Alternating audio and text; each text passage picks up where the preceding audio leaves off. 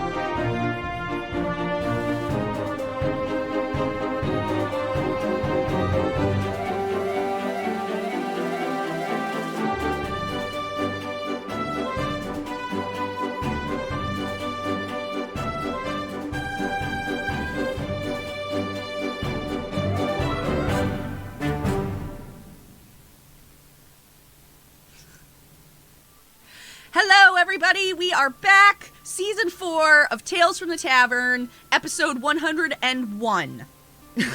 Because we had episode 100 3 weeks ago. I am very excited to have all of these lovely people with me tonight. We are going to go around, we're going to do some introductions, and then we're going to talk a little bit about the fundraiser that we're doing tonight as well. So, first things first, let's let everybody tell us a little about who they all are, because we've got some familiar faces and some not quite so familiar faces. So, Big Bees, we're going to start with you. Well, hot damn. I was totally ready and wasn't spamming everybody's Discord that I've ever been a part of to let them know to come here. At least wasn't you doing didn't that say pass, at all. Because every other time I start with you, you always are like, pass. No, I wouldn't. Come on, Luna. I wouldn't do that. Pass. What is up, everybody? I am Big Bees, your friendly neighborhood harbinger of hype, now with 60% more gluten. You can find me all over the place. I'm loud, I am hype, I do lots of things, and I'm ready to get down on the get down with this wing thing here. So, woo! It's going to be so fun. Bees, I'm super excited. This makes season premiere number 3 out of 4 seasons that you've been on. Yeah. So, and the other one, I was lost in another dimension, so I do apologize about that again. It's true, but he was stuck in Ravenloft for that one, so. Yeah. So I know now next time I get another email from Froggen not to reply to it because it's a trap. It's spam. That's all. Mm-hmm. It's spam. Awesome. Well, thank you for coming to hang out, Bees. Always a pleasure. JB, tell us a little about you. Welcome to Tales from the Tavern. Hi, everybody. I'm JB. Most of you know me as Drop the Die on the internet, and thanks for having me. For those of you that don't know me, I am a full-time tabletop writer, editor, layout artist, director, and producer, and I do most of my stuff on DM's Guild, but this year I'm going to be focusing on releasing my own tabletop games, so stay tuned for all of that goodness. That is very exciting. Well, thank you for coming on. I'm excited to get to know you a little bit more and talk TTRPG with you. Lissa. Hello, lovely. Tell us a little about you. My name is Lissa, or Lisa, or whatever you'd like to call me. I am a freelance filmmaker, and I do a lot of D&D for funsies, and I stream on Twitch at Lisa. I'm just happy to be here. I'm excited to have you. I'm not excited to be, dying, but, so, this is a great introduction, because it's just gonna be me going, Right? I know. Me too. It's okay. We can sob over our hot sauce together. Yes, absolutely. And sitting directly to the, what side are you on? I don't even know. Look, reaching across the globe to stick into Lisa's, stop it, cat. Little screen over there is David Tilstra himself. Hello. Hi. Hi. That's it. I mean, you got it. That was the introduction. It's just David Tilstra himself. He doesn't need anything Dunzo. else. But for those of you who don't know, hi everybody. My name is David Tilstra. I'm the dungeon master for the D&D. I always get this wrong. D&D actual play 5e campaign Quest for Atlantis. We post episodes every other Monday. We're on our 74th episode right now. That's very good. And stuff happening. Thank you. I was doing really well getting caught up. I was only like 12 episodes behind, and now I'm like 20 episodes behind. Don't worry.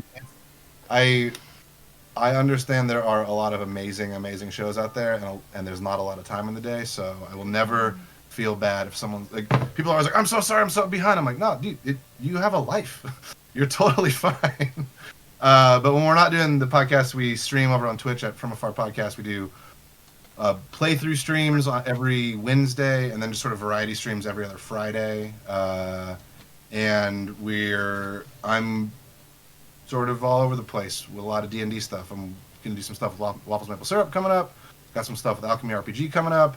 Got some voiceover stuff coming up. So yeah, just keep an ear out, an eye out, and you can find me at David Tilstra all over the place. But mostly, I'm just excited to be here with the best crew and the spiciest sauces for tonight. We did dig up the spiciest sauces, that is for sure.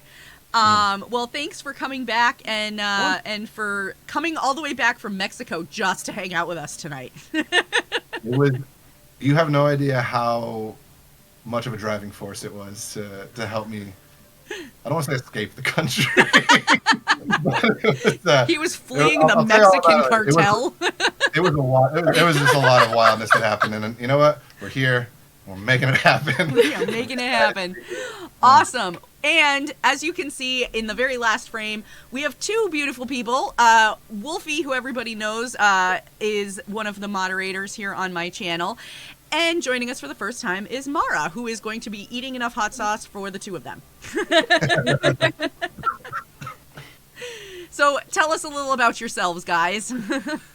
Hey everybody, I am 2012 Wolf's Blood, or Wolf's Blood 2012, depending on where you're going to find me at. I do have one announcement for tonight, though, and I am seriously disappointed over this. I am not actually eating any hot sauce tonight, and that sucks. So, I got to go meet the parents yesterday, Friday, and apparently the wonderful gift that they decided to share with me upon meeting the parents for the first time was a wonderful gastrointestinal virus. And so yesterday I got to spend the entire day being babied, pampered, and taken care of by the lovely Mara. So I can't thank you enough for that, thank you. But I can't risk putting hot sauce into my system at this point because I have to get on a plane tomorrow and TSA will flag me for bioweaponry if I do. I told him that what he needs to do is after he gets back, he needs to video himself eating all of the hot sauces, and then I will air it during one of the intermissions. So we will get him on video doing this. And what I will also do is I will grab my bottle of Last Dab Triple X, which is about double as hot as anything that we've got on the table for tonight, and put that in the lineup as well as I apologize for not being there doing this together. Are good, man. Gotta stay healthy. It's true. Mara, tell us a little about you. I'm Mara. I'm Worldfee's girlfriend. I never played RPGs. I'm more of a dancer. You can find me at Mara Moonstone on Instagram if you dare. 18 plus. That's okay. This whole channel is 18 plus. I'm just here for the sauce. I'm taking the heat for this guy. Quite literally. Literally. All right. Well, thank you all so much. I'm very excited to get the chance to dive in to talking TTRPGs and also our hot sauces. But before we do that, a couple of things that I want to go over. So this is, for the most part, going to work like a typical Tales from the Tavern. I'm sorry, my cat keeps reaching over trying to steal my chicken, and I keep having to, like, grab her paw so she'll stop.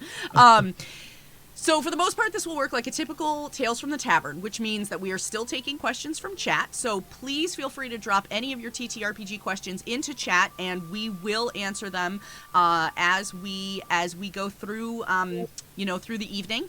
And if you have 1,000 channel points, we do have the Ask My Question Next feature, which will bump your question up to the next one in the queue. We have 3 of those available for the evening. So if you're concerned about us not having time to get to your question, you can go ahead and use that if you've been around for a little while. Otherwise, we are also doing a fundraiser for World Central Kitchen. So I have a thing that I want to read really quick, and then I have a quick video. Well, I say quick, it's like 3 minutes. A video that I would like to show you all about World Central Kitchen and a little about what they do.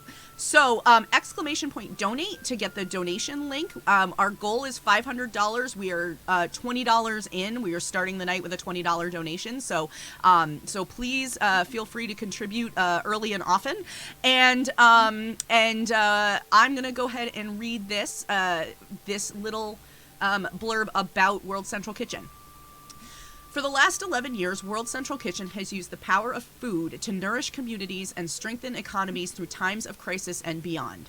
When disaster strikes, World Central Kitchen's chef relief team mobilizes to the front lines with the urgency of now to start cooking and provide meals to people in need. WCK's resilience work advances human and environmental health, offers access to professional culinary training, creates jobs, and improves food security for the people we serve. Through volcanic eruptions, hurricanes, explosions, humanitarian crises, and the COVID-19 pandemic, WCK has provided tens of millions of fresh, nourishing meals for impacted communities. A donation to this campaign would go a long way to support communities with dignity and hope in their time of greatest need. As powerfully stated by the WCK founder, Chef Jose Andres, wherever there's a fight so hungry people may eat, we will be there. We must be there.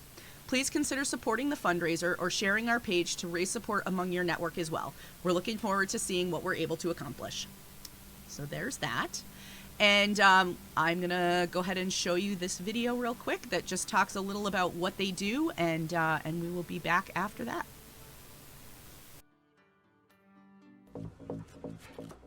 There is a whole bunch of chefs, restaurants, hundreds of them, thousands of people, that they believe they can be joining the fight. But this time, the fight is through food. Day 2, I had positions in every border. Find the kitchens, and you'll find somebody in the kitchen that wants to join the simple idea of feeding others. Chefs are built to be in battle every single night. The restaurant is doing 50 meals, you empower them to do 500. All of the sudden, we create this amazing army of goodness, reaching almost 300,000 meals a day. World Central Kitchen's work in Ukraine is focused on 3 main areas. The first is refugees. We began on the outside borders of Ukraine, Romania, Moldova, Hungary, Slovakia. In Poland, we have an amazing team that's cooking out of our own kitchen. This is their home, it's all they know, so it's terrifying to have to leave the country, go to where you don't know the language. Second, we've activated more than 350 kitchens in Ukraine across 100 cities and towns to get food to Ukrainians that remain in places that don't have access to food. Many people are scared, they're remaining in their homes, they're in basements. We bring in hot meals so that people who haven't had access to food in weeks have something to eat right away. And we're also building grocery kits that feed a family for 3 to 4 days. As Russian troops have left certain areas in the north, we're really focusing our efforts on bringing food to those extremely hard-hit areas as soon as they are safe to do so. Roads are not safe because of mines. There's no grocery stores, of course, so they have no access to anything. Third, World Central Kitchen is transporting food all across Ukraine, via truck, via train, millions of pounds of food. And this food is going directly into the communities that can cook for themselves. We have warehouses all over Ukraine stockpiling goods in different areas. So depending on the direction the war may take, we have something that can get to different areas. one humble plate of food at a time means taking care of the elderly, to the children, the women, the hungry, people in the bunkers, people in the bus station, in the train stations, people waiting in the border for days at a time. Channeling every dollar all across a regional local economy, and in the process lifting up people. Longer tables, no throwing bombs. Do that. All of a sudden, food becomes hope. We're gonna win because nobody's gonna be breaking our spirits.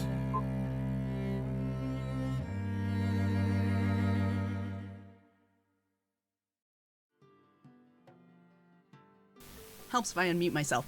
All right, so that's a little bit about World Central Kitchen. As you can see, they've been focusing a lot on the Ukraine.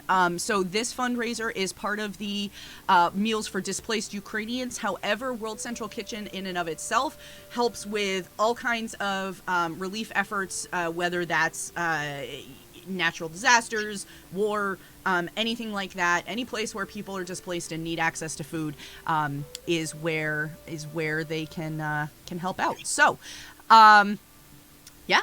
So let's dive into it. Wolf's Blood, should we get started with a hot sauce right away, or should we start talking TTRPGs first? No, I think we should get started off with our hot sauces. And first off, I do believe that we will start out pretty mild. It's one of my favorite sauces. It goes great on eggs. It goes great on sandwiches. It goes great on your fingernails if you just need to chew on them once in a while. It is the Pick a Pepper sauce from Jamaica. It is a wonderful blend of spices and is sure to set off whatever it is that you're about to eat. Awesome. Let's slap this on here and all right. Exclamation point hot. If anybody is ever interested in any of the hot sauces we are trying tonight, you can access a list right there of all of the sauces along with a link to order them from Amazon. So, you can play along at home, but not tonight because they won't get there that fast unless you have like super uber Amazon delivery. This one has no heat. If Luna starts crying on this one, I'm going to be super disappointed. No, that one's good. Oh, it's delicious. I love Pick a Pepper sauce. It tastes kind of like a spicy Worcestershire sauce. Yes. And yeah, I like that one. That one's going to stay in my regular arsenal. Wolf's Blood, I thought this was going to be spicy. This is just delicious. Right? That's so good. You were here to kill you. Time, David. That's amazing. This is so good. Wow, JB, you put a very thorough, succinct description in the chat. I love it. Thank you. I like that one. Okay. I'm also a coffee snob, so don't get me started. It's all good. No, I like it. David Staghorn would like to know if you're eating chicken nuggets. I stag. No, I got myself a big old bowl of Beyond chicken nuggets that I crisped up in my roommate's air fryer, and I don't think he's watching that because I did not ask him if I could use his air fryer. Wonderful. All right, let's start talking TTRPGs. So, first question just came in from Everyday Superheroes. Question: do either streaming or playing or DMing TTRPGs contribute to other areas of creativity? Absolutely. Sorry. So I at first and foremost am a screenwriter. So a filmmaker, and I do a lot of like what I am focusing on in film is screenwriting and editing. And one of the reasons I personally started doing a podcast was to practice like directing and storytelling and improv storytelling and just sort of working with a group instead of just being like locked in my room on Final Draft being like, and this character says this thing, and that's the only way this movie's ever going to be. So just from like a story standpoint, DMing, playing, any sort of TTRPG, any sort of group storytelling, I think contributes to so much to any sort of other storytelling medium you'd ever want to do. Personally, that's just me. I'm going to interrupt for just a second. I want to shout out that we are already up to $140 raised. So thank you very much to Jason Campbell for a $20 donation, Anonymous for an $80 donation, Anonymous for a $20 donation, Mattman DH for a $20 donation. Thank you all very much. Super appreciate it. Thanks, Dollar and on. Real quick, JB, did I just spy you drinking the sauce? Yeah. That's amazing. Yeah, I'm over here I'm going to have a little more of that pepper sauce. I figured I'd go deep. I've already tried all of them just because of my own curiosity. Like, they're sitting on the counter for a week. I couldn't help it. Right, I know. Mine were on my dining room table for a week.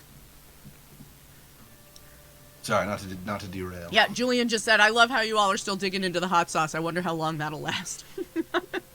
Not long. Right? If the last 34 years are an indicator, all night for me. So it's fine.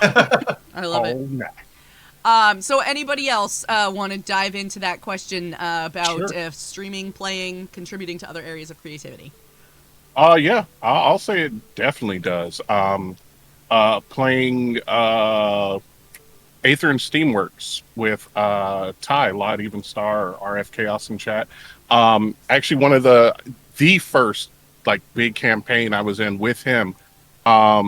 It inspired me to get back into pixel art, and I made I made this like pixel art scene of our cast, and it was amazing. I loved it. So yeah, it definitely playing these games, being in these games, with all these amazing DMs in any, regardless of the system we're using, definitely inspires me to just like want to drop everything and just do pixel art on that stuff.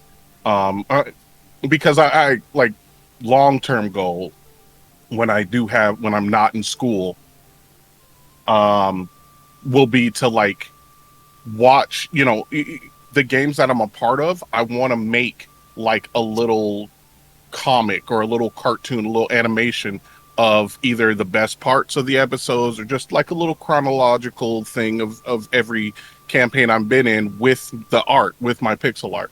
And, I want to start on it now, but I got all sorts of stuff in the way. So only thing I can do at the moment is just do a little doodle here and there. And it definitely does kick up that muse, that spark, if you will. Great. I think piggybacking off of that, when I was in college was the first time that I played a tabletop game, and I found my love for writing. I transitioned from computer programming into writing and English literature about the same time that I found tabletop games. And one of the things that I noticed almost immediately, and I'm sure that David will probably agree here, is that when you have to put on different hats each week for different characters, different sessions, different group dynamics, different settings, it stretches out how you can imagine a character representing themselves and representing the world, right? So anywhere you need to do that, video games, television, writing, poetry, even your day-to-day life, like interacting with friends, other people. A lot of people that gravitate towards tabletop games don't have a great social upbringing. It's just part of it. We find release in the fact that we get to be somebody else for a few hours and not worry about ourselves. Every time you do that, you can see a little bit better who you are as you do it, right? I've known so many people that started playing tabletop games, and then they matured as people and grew as people, and I liked them a whole lot better when they finally stopped overthinking themselves and realizing they're just one part of a collective of people, and all of us are making it up as we go. So I think that tabletop's one of the best things you can do for creativity. It's beautiful. And tabletop even goes into, like with my job, where as an instructional designer, big thing that we do is try to modify the behaviors of our learners so that they will do the right thing at the right time. And being a DM and having to deal with players that never do the right thing at the right time definitely helps in a real world scenario, because you realize, you're trying to do thing A. Let me think about what these folks that are going to be seeing that will actually do with it, because your players never do what you expect them to do with the thing. And my entire department is actually moving towards that behavior-focused training, and a lot of what is going into my training for them comes from TTRPGs. I think that How kind of can- what you're saying. Oh, sorry. Go for it, JB. How can I more clearly show this door is not booby trapped? I promise each and every one of you it's not. We're gonna make more checks. I want to check. It's not trapped. I'm still gonna roll for it. I promise. See, I was gonna open it, but then you said you promised, so that has to mean there's at least 12 traps that will kill us instantly. So I'm sorry. Checking the ceiling to see if any of the rocks are loose. Yeah. I love when players think that they've stumped you as a GM. Like I figured out your trap, and you're just like, this is just a door. But now it's a trap. So yeah, let's design this trap together as we go through. Oh yeah. Yeah, no, it's a regular door. It's a regular door. I'm gonna spend the last 3 spell slots I have to make sure nothing happens. Yeah. Famously, okay. when I ran Curse of Strahd for my previous group when I still lived in Mississippi, we were towards the end of the campaign. They spent 4.5 hours over 2 sessions going down a hallway in the Amber Temple. And eventually I put the DM screen down, I leaned forward and I said, hello, there's nothing in this hallway. I really need you to help me progress. I'm moving. We have to do this quickly. I will trust you today. So it's always fun, like, how to communicate, how to figure out those triggers for people, what makes them suspicious, so that later on you know to push that button if there's something behind the door they should be scared of. It's great learning. Yeah, I think that kind of goes off with what Wolf was just saying. I think experiencing improv and experiencing TTRPGs, you don't just learn how to be creative when it comes to storytelling. Like, you learn how to deal with people. You learn how to deal with a constantly changing situation. Not like, all right, here's a video game. I've collected all the stars and I've beaten the boss, and it's like a linear thing. Like with the TTRPGs and like the group, when you're being creative, you learn how to work in a group dynamic, and you learn how to just like exist as a group. And I think that's such an important thing for people to learn, because I know it's very easy for us to sit behind our computer screens and type things and be like, okay, I know it all. But then as soon as you start interacting with someone like players in a D&D game, they're never gonna react the way you think they're going to. So like learning how to deal with that on the fly, I think, is just another form of creativity, which I think is awesome for people to learn in the TTRPG space and outside of it too. And the problem with video games, life is more than just dialogue choices. Yeah. The top one isn't always the right one. It's not always the nice answer. It's the right one, like most of the time, though. I think you want to do a chaos run, only pick the top. I think too, though, kind of to what you were just saying, David, I think that's a lot why you see TTRPGs being used more in schools and in therapy and, and things like that, because there's such an application for learning how to function in a group, how to be part of a group, how to think outside the box, how to, overcome a difficult situation, but in a way that doesn't have a real world impact. If you try and fail and try and fail and try and fail, you can still keep trying, because it's not going to impact, the kid's grade or the kid whatever, so it just helps them, be more able to develop that skill and develop things like critical thinking and all of that stuff too. Well, even like, sorry, no, this is still the first question. We've only done one hot sauce, but even like what JV was saying, it critical thinking, yes, of course, but also like social, like it gives you a chance to just experiment socially and just like, oh, like I don't necessarily like who I am in the real world, but let me try this shoe on, and then you can learn to grow and push forward. Yeah, it's unusual. No one likes my rogue that's really selfish and loud. Yeah. Why is that? So they may have never thought it, like, it's a joke, but they may have never thought about it before. Yeah. And that little lens to look through changes a person.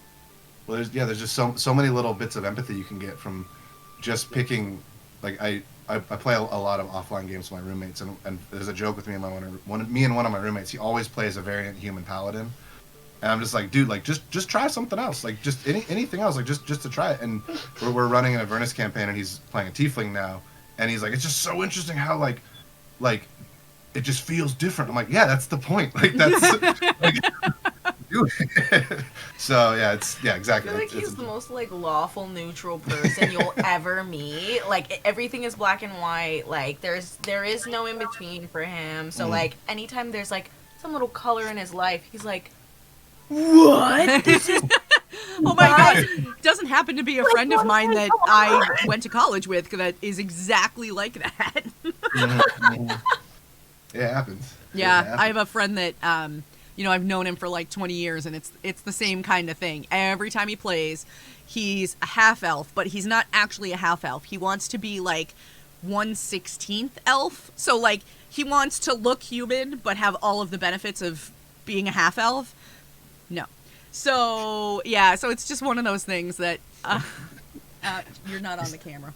Slightly. You were on there, but they can't see you in chat. So. Hey. Oh no, Daisy. That's my daughter, and that was Daisy. Daughter, hello, Daisy. So yes, so yeah, I think it's super funny when you get somebody who's just like that, like oh my god, this is so different, and it's like you literally changed one thing. So there's so much to it. There's so much more to it than like. Don't get me wrong. I love combat and I love the puzzles and all this stuff, but the games have so much to offer, and it's very, very cool. Yeah. You could almost say that the games have so much flavor to them, much like Frank's Red Hot Sauce. Yes! Well done. This is one of the most popular sauces in North America. It is a table side requirement many places you go.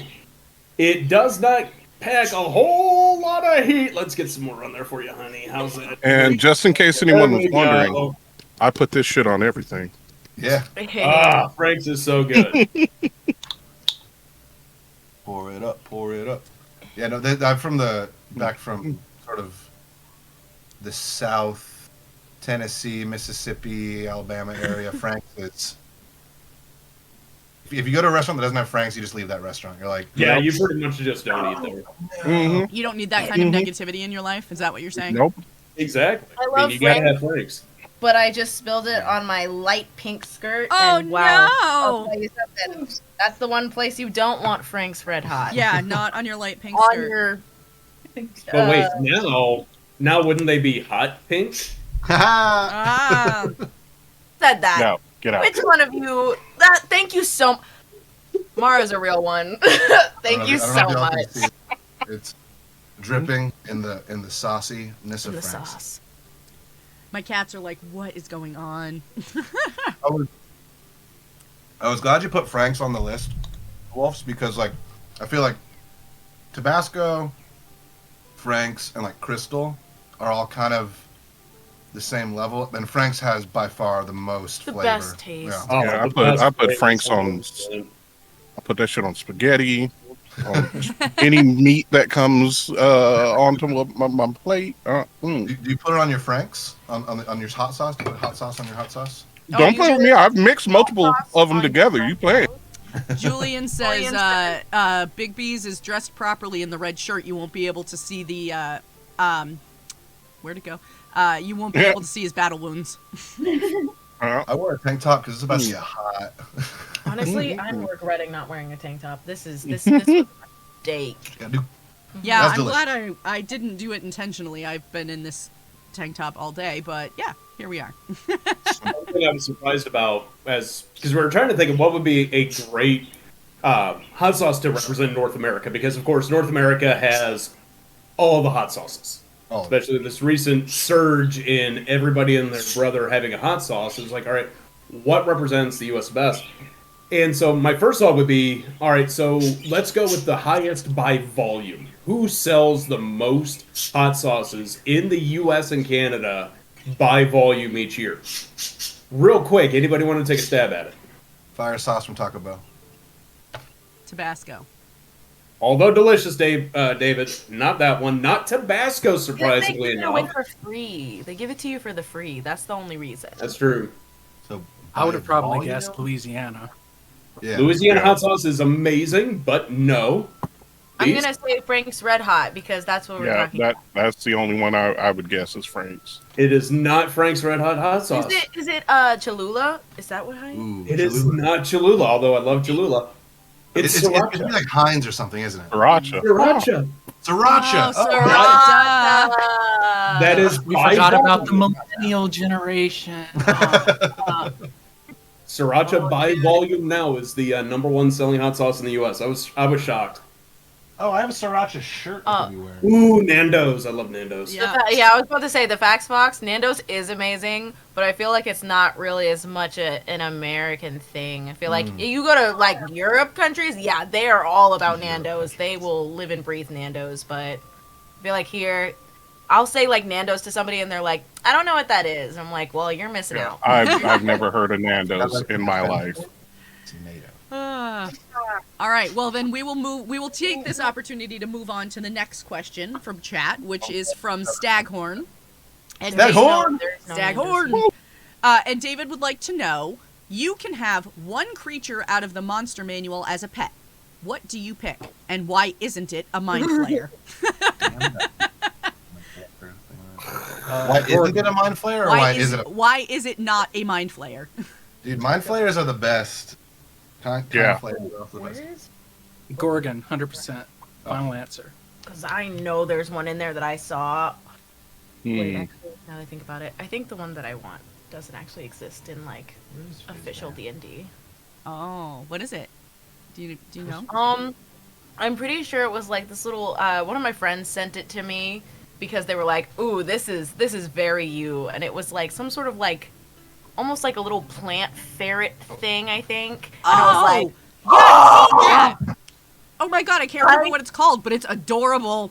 it's so cute, and I'm just like that because honestly I feel like if I were to be able to choose to be somebody in my life that is like in real life that is not myself, it would probably be somebody with a similar personality to Fern from EXU. Like, so cute, little bimbo, will kill you, is a giant lady, because that's all I really want is to be a giant woman. You know, I want to be able to be very cute, but also crush my enemies in body and soul. So I just feel your like enemies. yeah. Just my enemies. Oh, Well, I was gonna say, I mean, like, my enemies and those who ask, you know? Yeah, there you go. That's Those what who ask, you know. yeah. My enemy and the enemies and those who give consent. Yeah, exactly. Consensual crushing is fine. My Trying to enemies work and those who pay. I have been known in one of my group chats with my friends as Magic Mommy, so Well, that- there you go. that one shot. Yeah. Where I did play a character that was basically Fern, so If I could have Stag to answer your question, if there was like a little pygmy mind flayer, probably get one of that'd be them, great. like a little Pokeball, and be like, "Yo, hey," Like a halfling mind flayer. Yeah, or I can never remember what they're called, monodrones or modrons. Modron. Modron. That's. I think those little metal Mike Wazowskis. Those things are so cute. Oh my Just like- gosh. yeah. Metal Mike was out. Mike was out. Oh, scary. Part of me is like, I have to say dragon, because dragons are kind of my thing. But, I also might say a flumph. Flumph? Yep. Oh, Flump? Oh, yeah. Victorian Those chat? are the best. Because they're just super fun. They're Is just that- so adorable. Right? It's just a giant. They're very It's literally. adorable. Who here has watched Chowder, the show? Because if anyone has seen Chowder, oh my god, what is his name? I can't remember. The little fart cloud that's Chowder's pet. That's what a flump is, except for super. Kimchi. Except super intelligent and just super nice. I love it. Tiny baby. I love just all the Yeah, they're just little fart clouds. Honestly, if And it's that's- tiny, I probably want it as Isn't that how they move? Yeah, that's how I was gonna say. That's how they move. They just. Don't worry, I'll sneak up on him. You won't. No, you won't. See, now, all right. Tarrasque just got put into chat, and I'm down with that. Except I want the teacup version. I want a 6-inch tall Tarrasque that would run around with me, and that would be it. But we're gonna call it the Terrasqueak. The Terrasqueak. That's perfect. Wolves, I've been sitting here for the last 30 seconds trying to figure out what a cute little name for a small Tarrasque would be, and you got it. That was the one. Perfect. Okay, I'm gonna have a Terrasqueak. That's gonna be it. Yep. Is Patrick here? Can we get that drawn? I would say, if I had to choose one, it would probably be Nothic. Ooh. Yeah. It's just why? Because Nothic's a 3-foot eyeball dude trying to read your mind all day. Yeah. I mean, obviously, I would learn Undercommon so that I could communicate with it. But for anyone that doesn't know what a Nothic is a sorcerer that fucked around and found out. And it's like a curse that's put on him that turns him into this like 7-8 foot tall, like weird, like a Murloc almost, with one eyeball that can only speak and understand and read Undercommon, and can't cast any kind of spells, but has like true sight and has an ability where they can just stare at you and melt the skin from your bones. Like, just look at somebody the wrong way and turn them into, Jello or pudding. And I would love to have one of those things, just because you walking around the dungeon like, hey, anything here trapped? And they just look around and they're like, all right, any secret passages? Okay, cool. I feel like also that's just like the ultimate scary dog privilege. Like, you don't have to worry about anyone coming to you ever again because you're like, oh, you really wanna mess with me? Yeah, like somebody's guarding a treasure and they're like, you will never pass me. But take care of them, and all of a sudden, just It's all fun and games until you wake up to the sound of that giant eye blinking. That's fine. I have a little spray bottle next to the bed. Are you a little dry, like Clear Eyes? And it's like windshield wipe it. Like a high-rise one. Lids are for. I just spray like, you okay, little buddy? I put some aloe in it. Is that all right? Is that better? See, you're talking about taking this thing down in the dungeon with you. I'm thinking about it during rush hour traffic on I-24. Well, hello. Somebody's in the way, try and see if I can use that eye against somebody's car. Just melt that car. They're stuck. Move on over and past them. Mm-hmm. Better than Waze, and Better than Waze. Who needs Waze when you have a face melting pet, True. Exactly. Like, Waze has that little ghost, and it's like, I don't need that little ghost. I have my own little ghost. You're flipping me off? Here, check this thing out. I would definitely use it against, like, those insane road rage people that are like, how dare you do the speed limit and drive normally? Go yourself. I'd be like, oh, man. Hey, come here. You're right. Here, look. And just put my little Nothic up there, and they just, Like, imagine, like, like sometimes you're driving in the freeway and you're like, dang, this traffic sucks. But then you see a dog's head, like, out of the car in front of you. You're like, oh, life just got good again. Yes. But Nothic, you're like, life is still terrible. Life is still worse. You're like, oh, this traffic is bad. I hate my life. Everything sucks. And you see a little Nothic poke his head out. And you're like, you know what? Everything's pretty cool. I don't even, you know what? I'll get to work when I get to work. It is fine. Don't look forward. It is okay. Honestly, it's a good reality check. Just like Midwest Miniature Guy just said, but if you're riding a Tarrasque, you don't have to worry about traffic. True. Even a mini I Tarrasque. like that we've spent all this time thinking about what would happen if we were in traffic when Luna has a great point of, like, why would you be in traffic? Mm-hmm. Like, to be fair, I can't do shit with my Nothic about traffic. Everyone else would have Nothics. just everyone's getting melted on the freeway. Welcome to Los Angeles. It happens all the time. It is the worst game of laser tag ever. I don't think I'd want one, but I would want one. I just found out. I just got a mini of this guy. It's a Nightwalker. Nightwalker. These things are freaking terrifying. They like you can't kill them. Basically, they exist off like bad dreams, and like they're just this. I'm gonna paint this in a second. Not in a couple days. In a second. But I just go saw ahead. that. Go ahead and paint it. Oh, okay, all right. Yeah, right now. Time. Can I paint on some hot sauce? Yeah, Give me, hot sauce painting.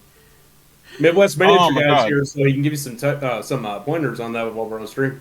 I will say every time I post something on Twitter and Midwest Miniature Guy comments, it literally takes it from like a C- up to like an A+. Like, all the they're like, oh, try this, and I'm like, oh, I did. It's. Thank you. I got a quick question. What is the name? I'm trying to think because a close second would be this. It's a slime, but or like a gelatinous cube, but it can cast spells. It's like Obelix cube. Thank you. That's what it is. Yeah. Obelix, Ubadoo. I think. Yeah, Wait, is it one of those. like It's the one that can make a person and puppet it around. And... Yeah, yeah. Ublex is like just what happens if you take this gelatinous cube and this level 20 wizard and go, ah. Oh my god. Excuse me. You all just need to know, you can't see it, she's right out of shot, but one of my cats is laying on my arm right now and keeps not quite as stealthily trying to steal my chicken. Adorable. So the Ublex sounds nearly as scary as anything you're going to find in Australia, including Bunster's hot sauce. Well I like it. I like. perfect transition. So Sadly enough, the mail screwed up and didn't give me my Bunster, so know. I will. I'm sad for that. That I is know. sad. I'm a sad panda. So while we are all doing this, as I dump it all over my food. Okay, well I guess I'm having it on two of my chicken nuggets. We have an Ask My Question next from Vertrox Nightblood, who would like to know what was the most chaotic adventure or one-shot you have played in, and what made it chaotic? That's a great question. Very good question. While you guys are eating, I will take this one. I was in a one-shot with Nerdly Gaming, and I think it was because it was like an off week or something, or we just finished a campaign, getting ready to start another. But it was just a quick dungeon crawl, and it was I played a very paranoid Earth Genasi mage or sorcerer, and I was just running around, and every single time the DM brought in a new character, if it was like he brought in a goblin, it's like we were in the middle of a dungeon and there were a pile of bones, and all of a sudden and we saw something shift and move and looked over and it was a goblin, and I was like fireball, ah! And I killed him, and he was like, he was supposed to deliver information. I was like, then one, why'd you have him jump out at us? Two, why is he a goblin? All right, I don't know. That seems like danger zone to me. So then, like, he brought out another NPC, and I shot them immediately, too. And then most of the people that have seen me on Tales know this next story about we went into a room where it was just a giant ball pit, but all the balls exploded. Ooh. And there were, like, creatures swimming around in the balls. And he was like, all right, so what do you do? And I was like, well, they explode, right? When you hit them. He's like, yeah. I was like, okay, guys, you should leave the room. And everybody was like, okay. And they walked away. And I was like, I cast Fireball. And he was like, wait, I'm sorry, what? I was like, yeah, I cast Fireball. He was like, you know they explode, right? I was like, yeah, that's kind of the point. If there's something in there, I blow up the balls blow it up, problem solved. And he just, I've never seen someone so defeated. And he just went, all right, fine. So then he just takes a pencil and just erases most of the dungeon. And he was like, yeah, because you hit that one, it hit the ones next to it, hit the ones next to it, hit the ones next to it, and caused a massive chasm in this dungeon. So now you can't get to the other side, and whatever may have led there. But yes, the creature that was swimming around in the balls is dead. And I was like, hooray! That was the very first stream I ever saw bees on, and from that point forward, I was like, that dude right there. Mm-hmm. Fantastic. Oh, it was so much fun. Excuse me. I think mine was probably actually one of the most recent, like, not like at home D&D sessions. I was in a sort of like one shot that was turned into a few episodes with with a guy who does YouTube content, Tabletop Jocks. He's very cool. All the people I did it with were very cool. And it was called Goblins, Goblins, Goblins, Goblins. So I'm sure you can guess it was incredibly chaotic. All of us were goblins. We all decided that we were going to have just like the worst accents ever. Like sort of like a very, very badly done like Brooklyn, New York sort of thing going on. Which, by the way, I don't do accents very well, if at all. So it was I mean, it was a fun time for me. I don't know that it was a fun time, like, for anybody else listening to me. But we started out, literally the start of the journey is we're being hired on by this giant dragon. Like, 2 of our players were just, not in real life, but as the characters, completely blasted, just had been, like, downing martinis or something like that. So 2 of them are completely drunk, singing and dancing to music that's not happening because the set at the club was no longer playing. And me just there, sitting back encouraging them instead of trying to stop them. And the other one just, like, eating furiously while the dragon is trying to tell us what to do. And that kind of set the tone for the entire thing. We killed many things we were not supposed to. We let things live that were not supposed to live. It was just the entire time, everything that I feel like our DM wanted us to do, we just were like, yeah, we could, but we're not gonna because we're goblins. So that was probably, all in all, probably the most chaotic thing I've been in, where it's just all of us actively were like, let's be the worst. Let's, like, actively just try and be the worst we possibly can. And it was very fun. I would do it again. So similarly, I played a couple of one-shots for Pathfinder called We Be Goblins. Yeah. Yeah.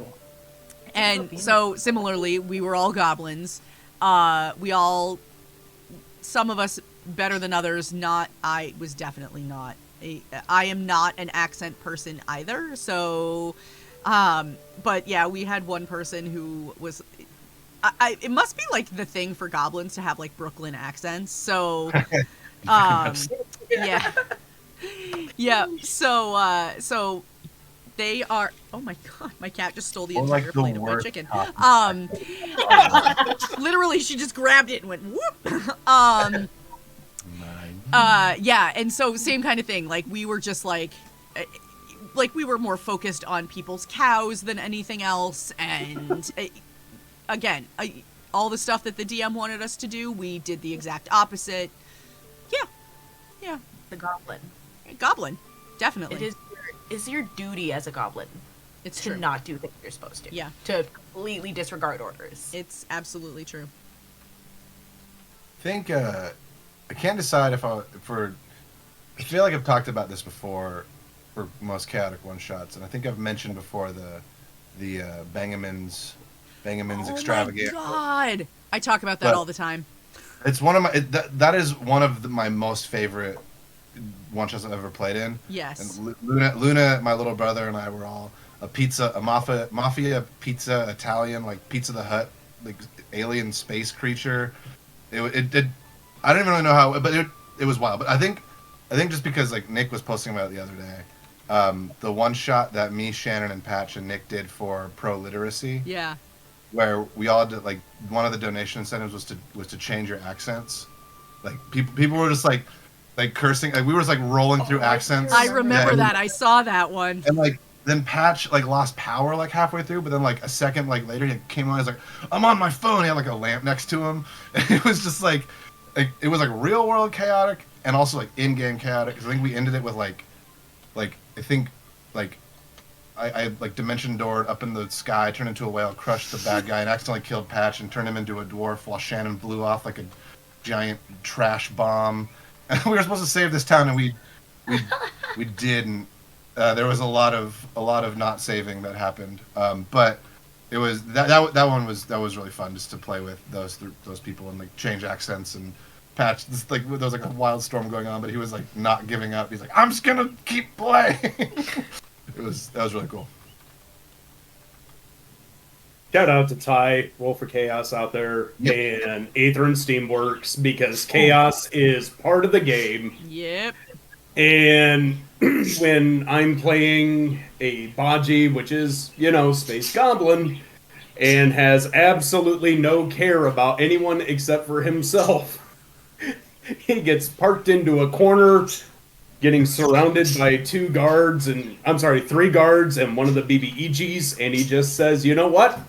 Fuck it, I'm throwing a grenade, or I'm throwing this bomb on top of here and hoping for the best. Mm-hmm. And I'm going to charge it with all the chaos I can possibly charge it with. Yep. And so that part of the space station did go away because it was blasted through with giant tree-sized number 2 pencils. It was amazing. I feel like Ty is, in my opinion, one of the bester DMs out there because of that exact thing. Like, because chaos is such a big part of his games. Yep.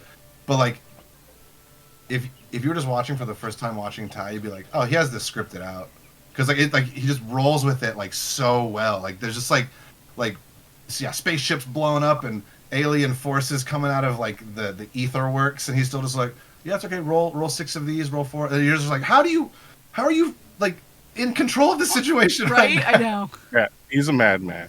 Mm. I mean, to hop on the Ty train again real quick. He created a class, the Brewster class, for his system, and I was like, yeah, I'll try it out. So I made a little turtle man, an old turtle man who was a Brewster and batshit crazy. And the first session I got to play as him, like 30 minutes later, one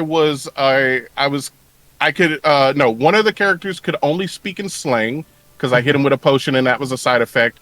And I had woolly mammoth teeth, saber-toothed tiger teeth. One hand was an eldritch whip. I was covered in hair, and we were all kind of just swimming in like a meat mountain as we were fighting, just because of all the like hectic shit that went on. It was just like an acid trip of a game. It was fantastic because like each potion that you make has, intended side effects. And so before he went through and like, before he nerfed it, I could just stack on effects. So I was just launching potions everywhere, like, come on! Ah! And it was, it went tits up real quick. Oh my gosh. Oh god. I guess my favorite one I actually DM'd. I don't know, has anyone here played Everyone is John? No, but I've heard of it. Okay. So, obvious content warning. Mentions of mental illness. But it's very vague, and it's an older game, and it's about you playing voices in John's head. So each character, John has no personality, no drive, no nothing. He's just a puppet. And everyone gambles their dice to see who gets control of John. And normally it's like, they suggest you wake up in an alley somewhere and you want to get home. And everyone has their own crazy drive they're trying to do. Like pet a cat or jump into a pool full of marbles. Like it's all kind of out there stuff. But instead, I plucked them up and dropped them into a game that I based off of Invader Zim, actually. Ooh. And I had them in the Milwaukee Maple Madness Parade and Festival. And when they woke up, they were in a dark coffin. And when they sprung free of the coffin, it was actually inside of a pancake mobile. And they were wearing a pancake suit. And this little kid was stuck to them with syrup and screaming, and syrup was coming out of his mouth. And all of them were like, what the hell is happening? What is this game? What did you say? So it's like one of them wanted to fist fight Gandhi, I think. Like you're supposed to make it outlandish, where you could never ever do it in your real life. They're like, I want to fist fight Gandhi. So then they had a reason to go and find Gandhi, who was in the city to protest the Maple Madness Day Parade. Like all that weird stuff. And they're running over like themselves with a truck because they need it to unlock their next like little mission. It was all absurd, but I think that cranking up those 1 or 2 page games like that and just going to 11. You can do so much with it because the rules don't exist. You just break them all immediately and no one knows what's going to happen. That's wild. I feel like for those kind of games, like you gotta have, or your crew has to learn really quickly, like exactly what you're talking about. Like the rules don't exist / all the rules are broken. But if everyone can jump on that same page, it's just a hoot. It's just like, here we go. It was great. I had to apologize for months to my friend Ford because he like almost passed out. I just would not stop making jokes. He was like sobbing and trying to get out of the room, and he couldn't quite make it. So good. But it was all great. That's at the end of the day. That's why we do all this. Is those fantastic memories with the friends. Just I can't even focus or breathe right now because of this. I'm trying to fist fight Gandhi as a waffle man. You know what would make those waffles even tastier? Oh God.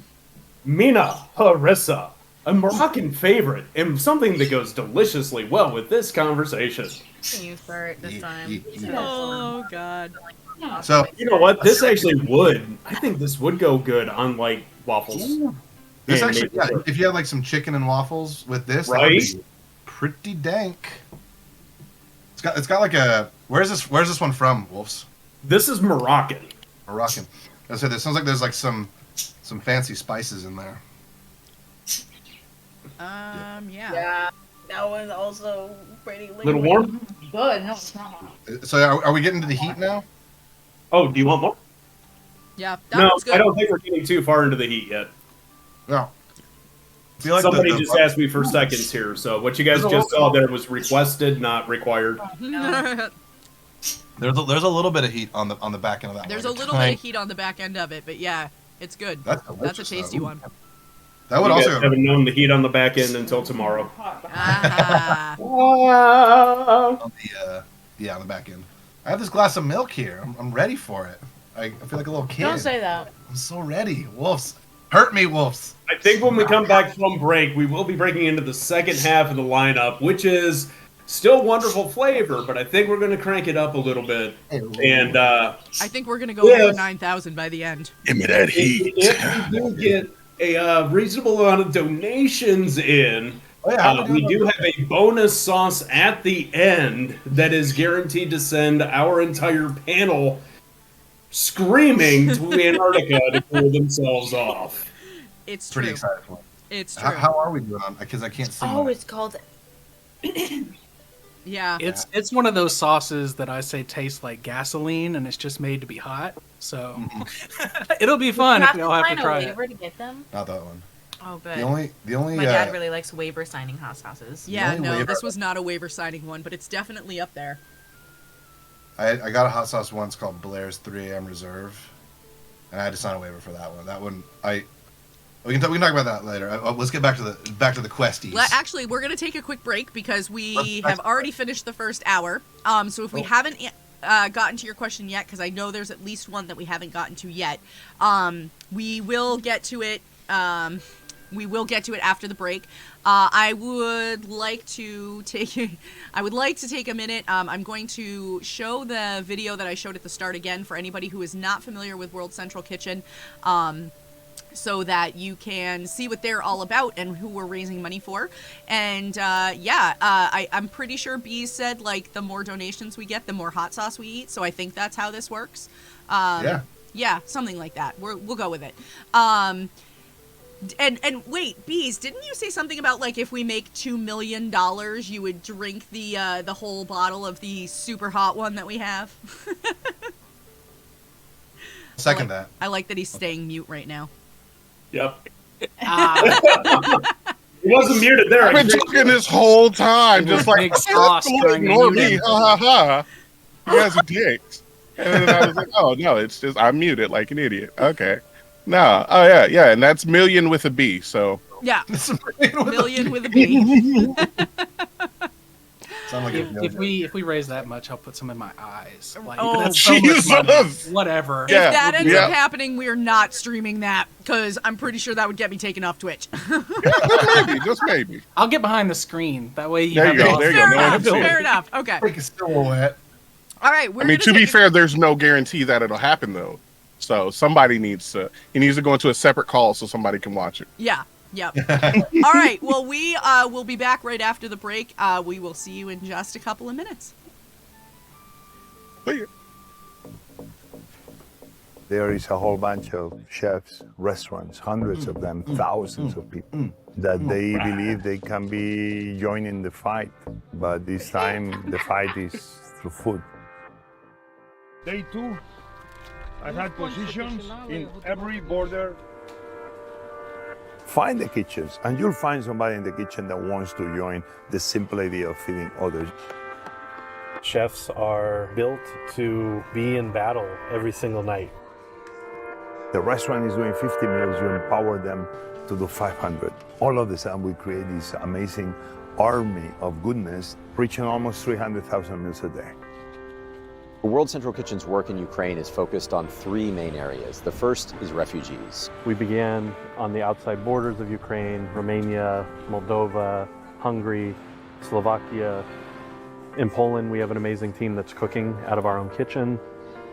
This is their home. It's all they know. So it's terrifying to have to leave the country, go to where you don't know the language.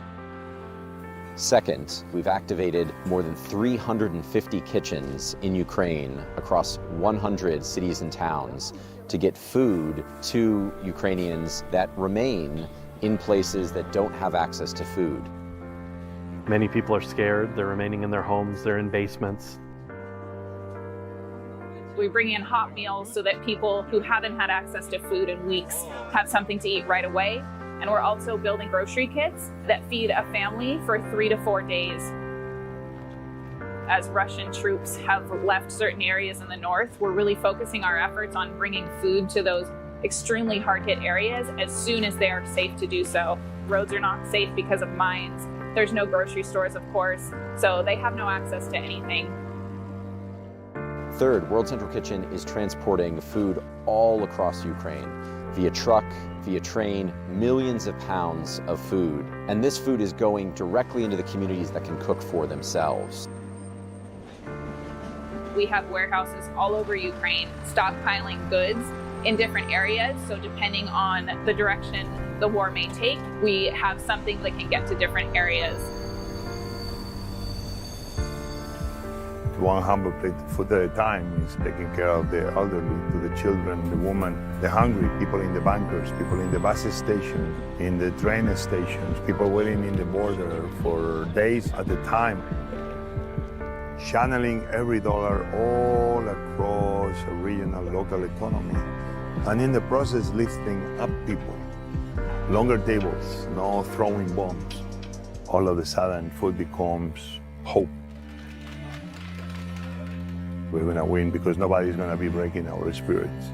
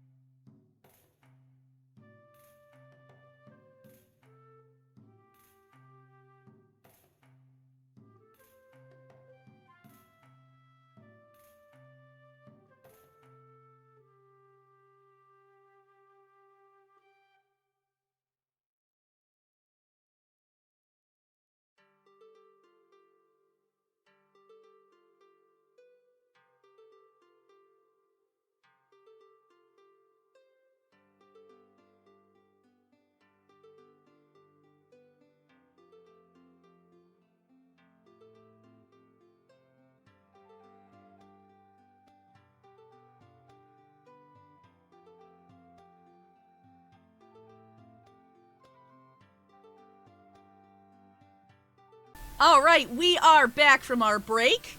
Hope you all are having a lovely evening. I know we are having a lot of fun. We are ready to dive into our second round of hot sauces. I don't know. Should we just dive into the next one, Wolfsblood? Oh, I think this is definitely one for diving into, as it is a wonderful chili paste. You know it as sambal. You may also know it as one of the greatest ingredients to almost any Southeast Asian dish. And is one of those flavors that a lot of folks just don't know what actually it is, but they know it's missing when it's not there. Oh, are you just going to dip, honey? Yeah. Just get that in This there. one you can almost like smell it. Like you can almost smell that it's hot. My parents grew up in Indonesia for a while, and so we used to have a lot of this stuff. I don't think this is from Indonesia, but we used to have a lot of this. Uh-oh. We're getting the first wince. We do have safety squints going on right now, live on camera. First set of safety squints have been engaged. Right here. No way. Uh-oh. Yeah, I'm tearing up a little bit. I'm thinking she likes the flavor, but the heat's kicking in. Luna, how you doing over there? I don't see any safety squints. Not squinting. I feel it a little in my eyes, but we're not quite squinting yet. I'm seeing some extra blinks over on that side. Yeah. Definitely reaching for the milk now. David is just drinking the sauce at this point, so... I dipped so much of it in and then put it directly on the entirety of my tongue. Oh. You know... My whole tongue is just like... I don't know if chat can see, but there's like actual like chili seeds Yeah. and stuff. And this one's I think if... Look. I don't know, I'll try to... This one's the heat's on this one. Like, she chunky. Yeah, She chunk. that's a chunky one. It's chunk.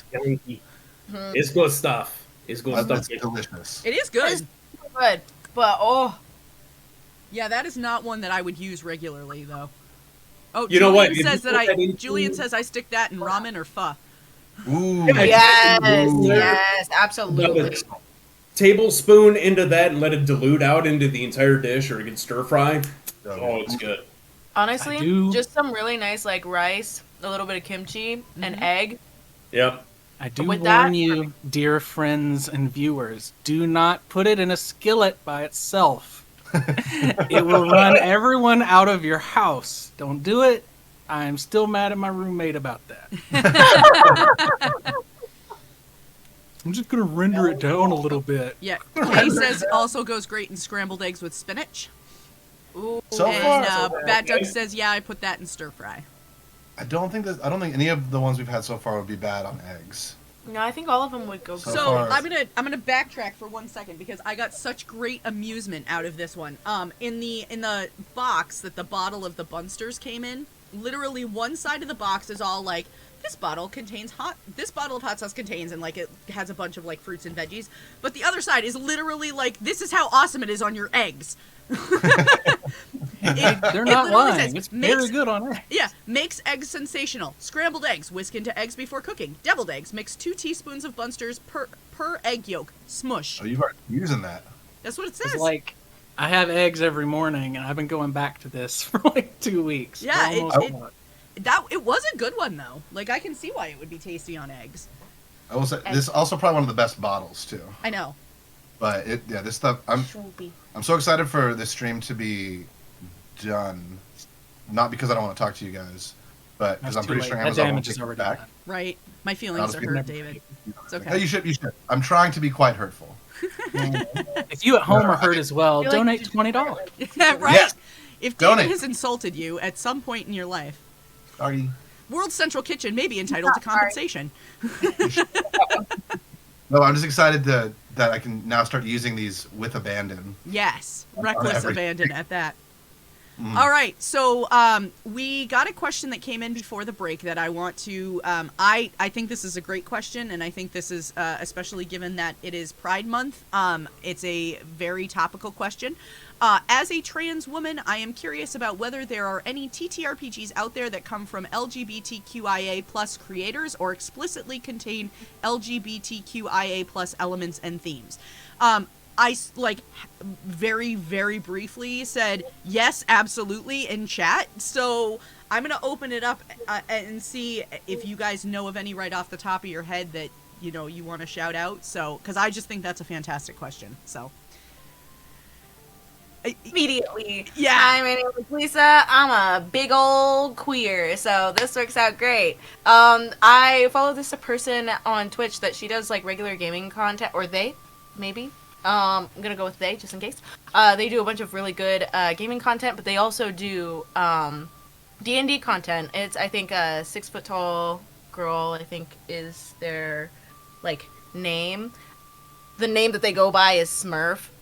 Absolutely incredible. And they did an Oops All Opals D&D campaign, but like almost all of their stuff is like queer centered and queer based. So every time that they have, I think they actually just did literally like 3 or 4 days ago, they did I think it was a Garfield.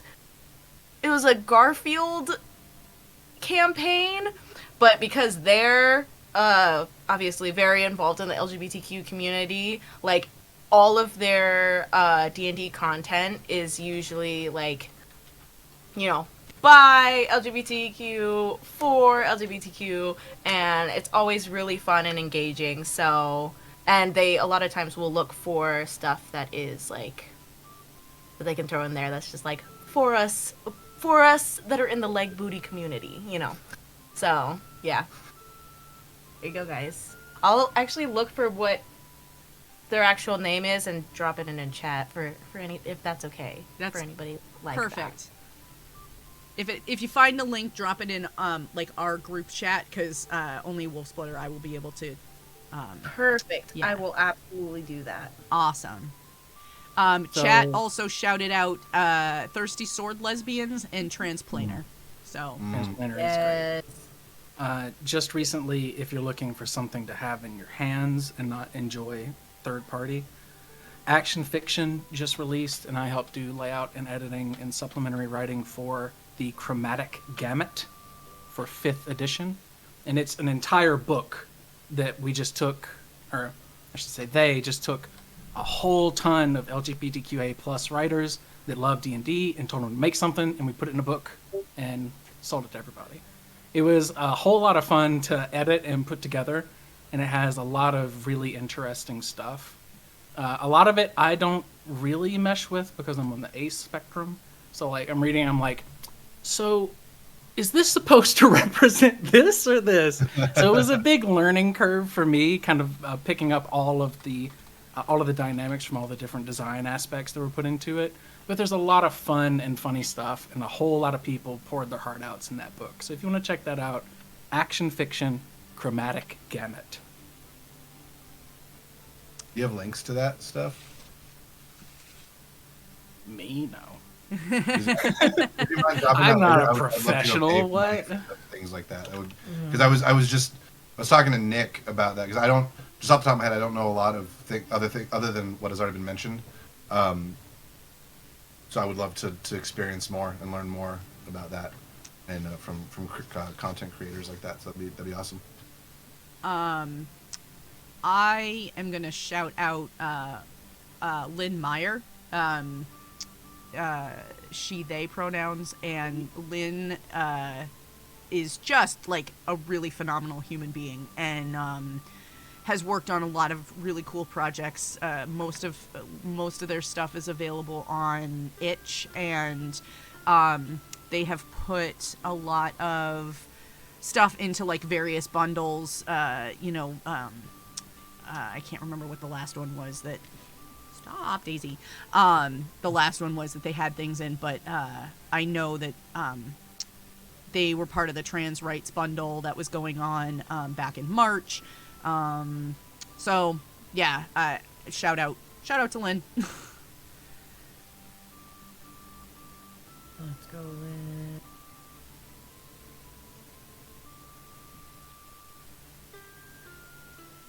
Okay. I will say I know a good. I've worked with them quite a bit, and they are amazing, and they have like thousands of games out there. Check out. I know on Twitter it's at the other Tracy, and yeah, they have damn it, what is the name of it? I swear. It's crazy what happens when you don't get sleep anymore. What? What is this sleep you speak of? What the hell is it? Iron Edda Reforged. There we go. That is an amazing game. Love that system. Quick shout out, Corin. Thank you so much for your $20 donation. Thank you. Go.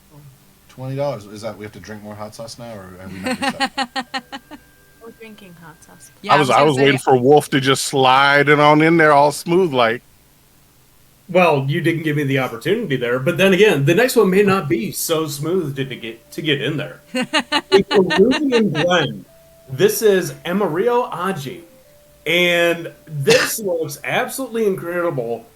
What is different about this one is the aji pepper that is used in this, and I really wish that I was feeling up to eating this because the smell of this one is incredible, and I cannot wait until I can get these home and I'm back to being my normal self. Oh, that may have been a bit. I'm sorry.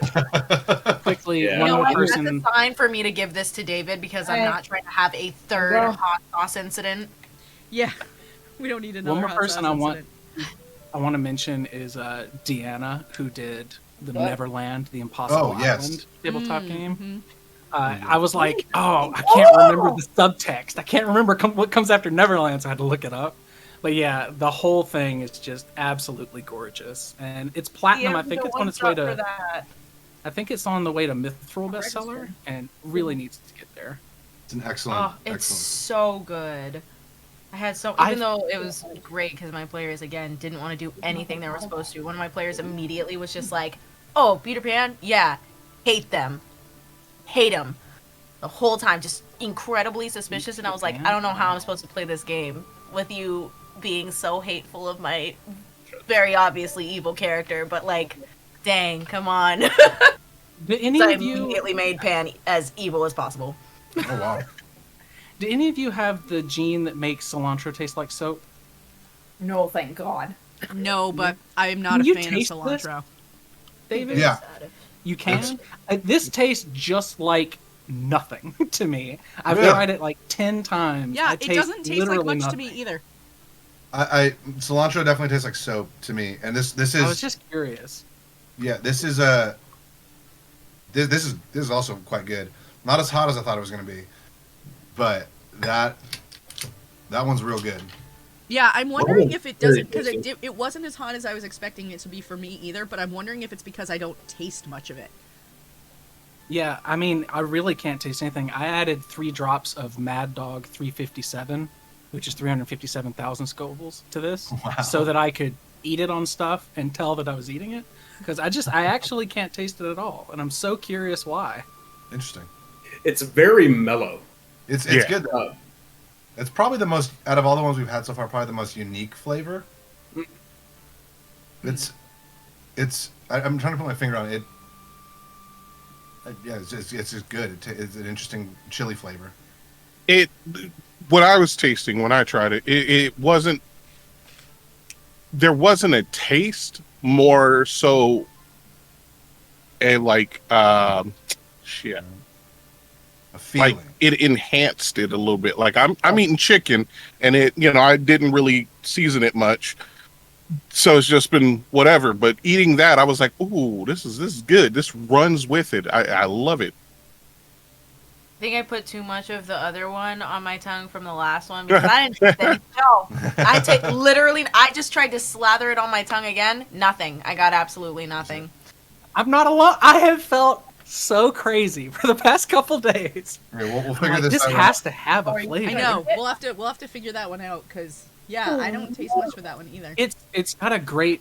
I'm gonna be one of those people for a second. It's got a great mouthfeel. You can tell that it's really well Why made. did you just drink It's that like really good soda? pepper, 'Cause but no taste. It's kind of a pickly taste.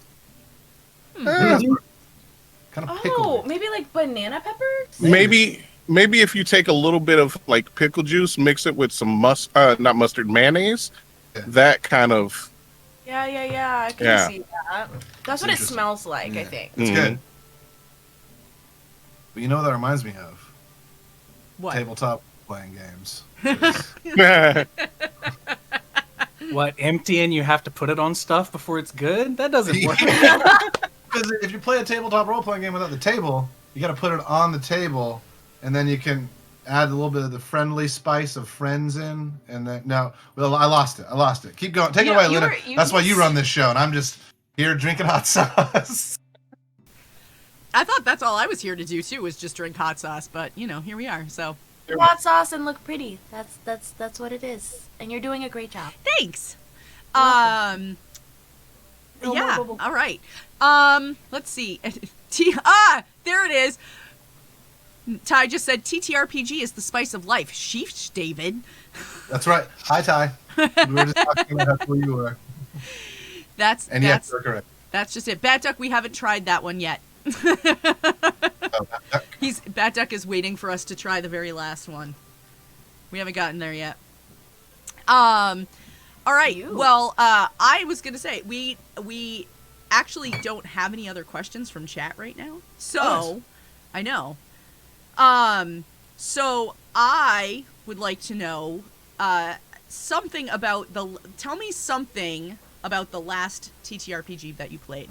Something funny or poignant or interesting or whatever that happened. The system or like the session? Yes. Got it. Copy that. Wait. Can you say the question again? I was counting hot sauces. The question is to tell me something, doesn't matter what, that happened in the last TTRPG session that we had, or you had. After JB. I'll jump in just so that I can get out of the way because me and Bees played like yesterday. So I'm assuming Bees hasn't played since then. That's a huge assumption on my part. But it's interesting that my character in our Masks game, a superhero tabletop game, my character is essentially hurtling into his own doom. And the whole point of the character is that my team is supposed to prevent me from using my powers too often and too much. That's what we kind of agreed on in our session 0. And so far, boy, it has not been that. It's been a lot of me just using him with reckless abandon and people asking me to use him to do stuff because he's so useful. And the dynamic there, I think, is super interesting and weird because last session is the first time where all of the other players were asking me to not do stuff. They were like, I was going to ask you, don't do anything. You're fine. I'll do it myself. My character will do it. It's a very interesting dynamic to feel like everyone's trying to keep you out of the game and you're trying to get back into it. It's just so weird. And I would highly suggest somebody do that if they ever play Masks. Play a Doomed, let everybody know you're just going to go for it and see if they can stop you. It's so fun. That would be very fun, yeah. How is that system? I never played that system. Is that pretty fun? It's powered by the Apocalypse, and it's hit or miss for a lot of people. 2d6 system with playbooks and moves for each of your archetypes. Kind of like for your Monster of the characters. Week. Yeah, something like that. A lot of people think that it's like too limited and limiting, but if you have the right kind of people that want to tell that kind of story and lean into those tropes, I think it works really well. I've heard good things about it. Mm-hmm. The last time I played was about 2.5 weeks ago, before I went down to Mikishko, and it was just it was cool because for the most of the time when I play now, it's only for like the podcast. I play a lot of like one shots and off air stuff too, but like for the most part, it's the most consistent is the podcast. And we've fallen into a pattern of about every 2 weeks we play. And then with our editing workflow, we're sort of just like, we don't really have a buffer when it comes to our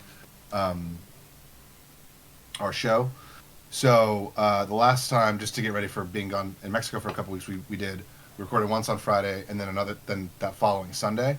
So this is the first time in a long time for the show that I've had almost like less than 48 hours to prepare, like based off of, because usually what I'll do is like I have like my story planned out, but then depending on what they do, I change the story and whatnot. So this is the first time in a very long time that I've had to do a very improv heavy session, which most of our sessions turn out to be anyway. But it was a really cool moment there was a really cool moment for me as a DM, because I feel like a lot of times as a DM you can get kind of lost in your power and just be like, I know everything and I run this world. But this is the first time in a while that I went into a From Afar session being a little bit afraid, like feeling like I didn't know what was going to happen, and I didn't know, like, it's one. I don't know if anyone else has experienced this, but like it's one thing to like play a game with your friends and just like whatever happens. But like once you have a show that people are listening to and responding to, you're like, ooh, if I mess this up, I don't know. Like there's like I don't know if anyone else has experienced that, of just like now like the training wheels have come off and it's like I can mess this up now. I don't know if it's weird, but what I'm trying to get at. Sorry, this is a very long-winded start too. There was a really cool moment of I went into it and Andy could tell I was nervous and he's like, yo, what? He's like, shut up. And I was like, what? And he's like, you're nervous. I'm like, yeah. He's like, why did we start this whole thing? I'm like, because we're just trying to like tell stories and have fun. He's like, are you doing that? I'm like, yeah. And he's like, then we're succeeding. He's like, you're not gonna mess up. And so it was the first time in a while that a player kind of like slapped me and was just like, it's gonna be okay. Like, we're all here. We all trust each other. We trust you. Like, don't worry about it. And it's gonna be a really awesome session. And it was very fun. I got a genie to come out of nowhere and almost kill my bard, which is pretty cool. Anyway, so yeah, that was just kind of a fun little, like, I don't want to say come to Jesus moment, but just like a cool like slap in the face of my players of like, it's gonna be okay. Like, you put in too much, like, have fun. It's gonna be okay. So that was kind of fun. Yeah, don't worry. There was a little bit of spoilers there, but it's all right. We good. I think the last thing that I played was I did a very short, non-streamed, like 4-week Starfinder game with Matt, Dungeon Glitch Matt. Let's see. It was GM'd by Joel, Shadow Ace, and Tommy Math also played, and we just had a blast. It was Joel's first time like learning to GM the system, and we get to the very last session, and it was really like, it was just meant to be like a fun, silly, like, get familiar with the system, let Joel get to learn how to GM the system. And so we get to the end, and we basically walked away from the fight with the BBEG.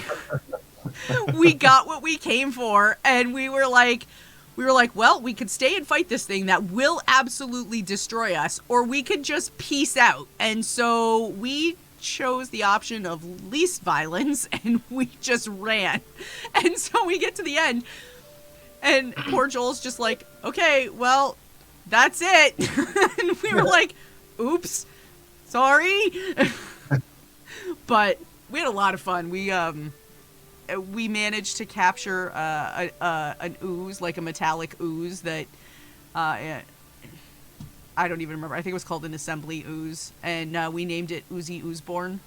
And yeah, it was great. I actually ended up I won an art giveaway and had a piece of art drawn of my character, and so my character was actually holding Oozy in like the container.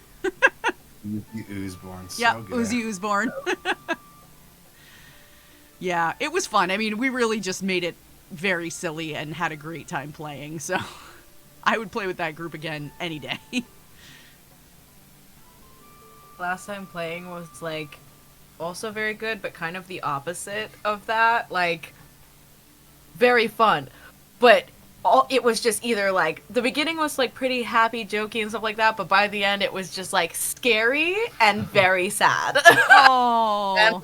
And like first of all, scary part, We actually both David and I play in it, and it's with Scry Society. So Nick, and he is just the best human and the best. Oh yeah! I totally forgot. That was so scary. Yeah, it was super scary. Like towards the end, we were like going through this like really creepy bog. We had been fighting all of these things and stuff like that. And we're trying to like get out of this bog, and all of a sudden these like broken like marionette type things are like on all fours like chasing us. And, like, we had been fighting, a bunch of people were hurt, and, like, I was at a point where, like, my character is a Goliath monk who joined the party late, and just, like, her whole thing is kind of just, like, she's a medic, she has a way of mercy, so it's just all about helping and friendship, because I just like people helping in friendship. So I was just kind of like, big nope, we're not doing this. So I like grabbed, like just scooped all of them and was like, we're running, we're leaving, I'm not doing this. So we're all like running, trying to get away. Actually, some stuff happened to his character that was wild, and he almost like fell off of this giant lion and died to the marionette people, and my character was like, absolutely not, that's not happening. But the whole time, all of us were being told, like, basically kind of our biggest fears were being whispered into our head as we're trying to get away from like this horde of broken marionette beings. And basically like my character the entire time was just kind of being told like, at least one of your companions will die and you will not be able to do anything about it. You cannot save them all. You will not be able to succeed. And just like, we all kind of like got out of it finally, and it was kind of like, you know, if you've ever seen that scene of Rick and Morty where they're just like, you know, they finally get out of that thing and one of them is throwing up and the other one is just cursing. It's just like, I was not in control of the situation at all. It's just like, beep. And that's kind of how all of us were. Like, all of us were not okay. And like, honestly, I think our next game is this coming Thursday. And I like, the mindset of my character right now is just like, so like she stopped talking at the end, like as soon as we got out of danger. She did not speak a word, and she probably won't for a while, because she's just like super not okay. And just like, it was very intense, very fun still, because you know it's D&D, so like fun times, but also it was like, wow, I was like, Nick, you really put out the stops this time. You said, yeah, as you look back at this giant bog and the fog and stuff like that, you see these giant creepy hands that end up being the things that are controlling the puppets slowly slink back into the bog. And I was like, bro, I'm gonna dream about this for days. I'm gonna be terrified for days. But it was very good, but also very scary and sad. And the question really becomes, though, will everyone make it out alive? After trying something brought up earlier on stream, Nando's! Nando's! Hang on, that one's real water, be careful. This is one often tasted in the US. This is very much a European sauce that has a huge following. So good. And it is, I get the Nando's mild personally, but medium. Oh wow. Is that more hot or less hot? Did we show the bottle of this one? Yep. Guys, so this is the Nando's, like so nice, right? I'm gonna try something new with this one, chat. I've been going sauce up to the roof of the mouth. We're gonna go sauce down on the tongue. That's what I've been doing. Sauce down on the tongue. That one's got a little bit of heat to it. It does have a little bit of heat. Having that one be the one I tried first as sauce down. Oh well, that's good. I'm hearing that, and I'm still gonna do sauce down because I hate myself. Sauce down. The first time I tried it, I was surprised at how vinegary and citrusy, like really bright and explosive. Yeah, it's all of very its peppers citrusy. are. It's got that really bright, sweet taste of like a yellow bell pepper, but it's got the spice of a chili. It's definitely very bright and kind of vibrant. I don't know if refreshing is the right word. But it kind of is in a way. Kind of is. It's good. A very clear taste to it. Okay. Okay. Pretty good. You all right? Yeah. You all right? Everyone's like, yeah, totally fine. Totally fine. It's all good. I'll be fine. It's No, like it is. it's really good, and then it's just kind of like, wow, good taste. It's hot. Wow, this is really good. Hot. It's got some spice to it. It's got some spice, but like some good. It will overpower any condiment you put it in. Incredible. So don't bother doing I that. broke my stool because I'm fat. No, your table's too. Oh shit! I super broke my stool. So we'd like to change the charity over to the surgery fund to get that Make-A-Wish chair Foundation. to get that chair removed from David's anus. I don't even. Look at that. If our sacrifice was worthy to you, consider You know donating what? $20. That's one of those, like, Yes. that's an ass too fat situation. You know, he's just got too much junk in the trunk. That was- If you like junk in the trunk, donate some money, please. Somebody in chat just says, I thought you Oh, sneezed guys, and I fell wish out you of the could chair. see this. I'll send a picture. Oh, this is amazing. Oh, Oh, man. man. Sorry. Back to it. Am I still in frame? You are. No, I'm just kneeling. Hello. It's like all part of the plan. All we part of the we plan. meant to do that. So apparently this chair is made out of fiberglass. I just found out. There's a lot of fiberglass on my floor now. Someone's gonna have a itch ass. I'm sending it to the Discord because, like, My butt's- somebody else needs to see this. My butt's really itchy. Oh my god! Vacuum that as soon as you can. Donate to Okay. chair. All right. slash- All right. Oh. I think the real question that needs to be asked here is, David, Yes. can you tell me what, like, workout plan for the squats that caused your junk to do that much damage? Well, Like, I'm so- trying to get titanium buns as well. Help me out. The workout is just playing a lot of Elden Ring, sitting on my ass. There you go. Gets it nice Clenching and wide. unclenching every time you have Yeah, to there you go. pause for a second. This all day. Oh I my feel like goodness. it's also whatever your fire playlist is for working out. I have, Yeah. a arcane playlist for working out. It's pretty sweet. Anyway, Pretty sorry. good. Back to it. I was gonna say that it was solely because, you know, it's a charity event, so Oh, dang. I like that one. It was in our face. For that one. Who this is. But it's I just super got pushed for your pun, Luna. I don't appreciate this. I'll figure it out. that's only because you are in pushing radius and I am a state north of you guys, so I'm still safe. Thank you very much, Anonymous, for the $25 donation. Thank you, Anonymous. Guys, we're just $15 away from $200. Just saying. Pretty good. Mm-hmm. Good. So, you know, be nice if we could hit that before the end of the night. It would be great. Saying, chat. Chat. All right. How far away are we? Well, from the full goal, we're still like a lot. But if we get another $15, we'll hit 200, and I plan on leaving the link open for like another week. So That's pretty good. Yeah. $15. That's not bad, chat. Come on, we can do that. Yeah. Come on, chat. Let's go chat. All right. So while we sit on the, no pun intended, on the on the wait for our last hot sauce, we got a question from Ty, and Ty would like to know, what was your least favorite moment from a TTRPG and how could it have been fixed? That's a good question, Ty. I will start on that one. And least favorite, it was a cyclical conversation.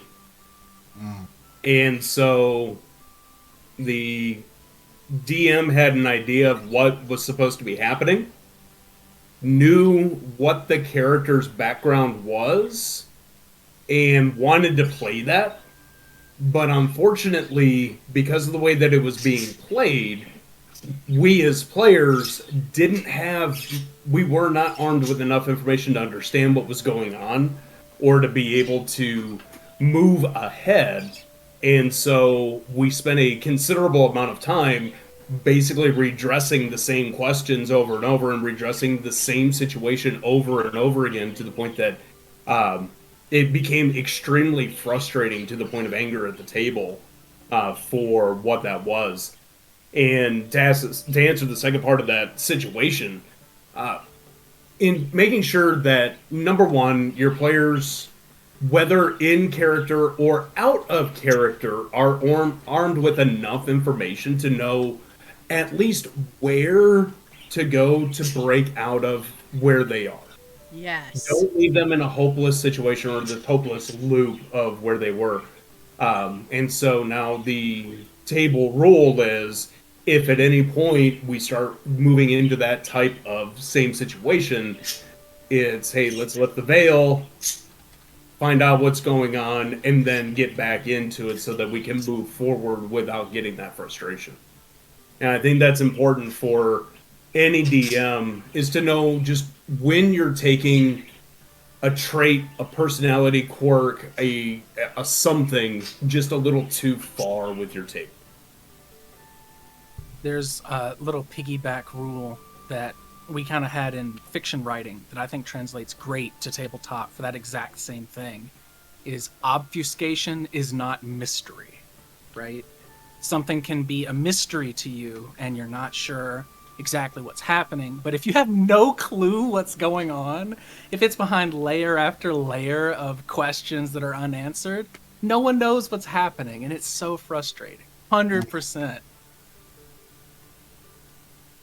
Yeah, I think similarly, I played in a game where it was a pre-written adventure path for Pathfinder First Edition, and apparently it's actually written in the adventure path that, like, the players will be confused, and that you are supposed to be not misleading them, but it is supposed to be confusing for the players.